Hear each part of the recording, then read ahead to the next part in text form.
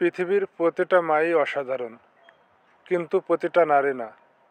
নিজের মায়ের বদনাম পৃথিবীর কোনো ছেলের হজম হয় না, কিন্তু এটাও সত্যি অনেক মায়েরা শাশুড়ি হয়ে বদলে যায়।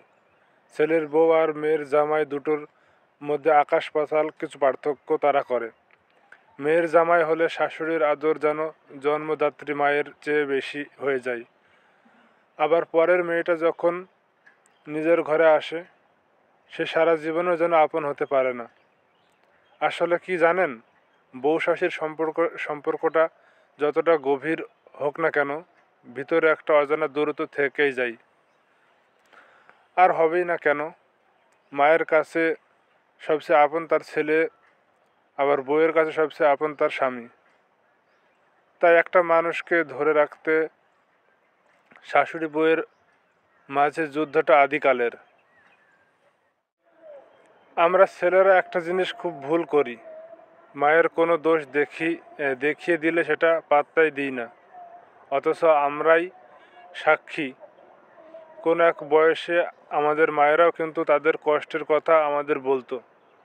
একসময় আমাদের মনে হতো আমার দাদির চেয়ে নানি ভালো, আবার আমার বড় হওয়ার সাথে সাথে কিন্তু নানি দাদি সবাই সমান হয়ে যেত। মায়েদের সত্যি কখনো অন্যায় হয় না, তবে ভুল হয়। রিটায়ার্ড পুরুষেরা যেমন নিজেকে অসহায় মনে করে, রিটায়ার্ড মায়েরাও তেমন। আর দ্বন্দ্বটা এখানেই। মা যখন একসময় বউ ছিল, তখন তার ইচ্ছা হতো সংসারটা নিজের মতো হবে, কিন্তু এখন মা যখন শাশুড়ি হয়, তখনও সে সংসার ছাড়তে নারাজ। ব্যাপারটা অন্যায় না, একদমই অন্যায় না, ব্যাপারটা মেয়েলি। এখানে মায়েরও দোষ নাই, বউয়েরও দোষ না। তাই এই জায়গাটা পক্ষপাত না করে সূক্ষ্মভাবে সামাল দিতে হয়। মাকেও বোঝাতে হবে, আবার বউকেও সামলাতে হবে। স্ত্রীর কাছে স্বামী চেয়ে বেশি আপন তারও তো কেউ নেই। মেয়েরা সব জ্বালা সইতে পারে স্বামীর ভালোবাসা পেলে। শাশুড়ির অপমান আপনার ভালোবাসায় বেমালুম ভুলে যাবে সে।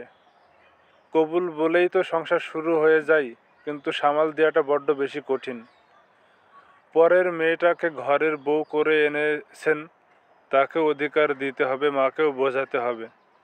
সংসার হলো কেমিস্ট্রি, অনুপাত ঠিক হবে, বেশিও না কমও না। জীবন সুন্দর যদি জীবন সঙ্গীটা ভালো হয়।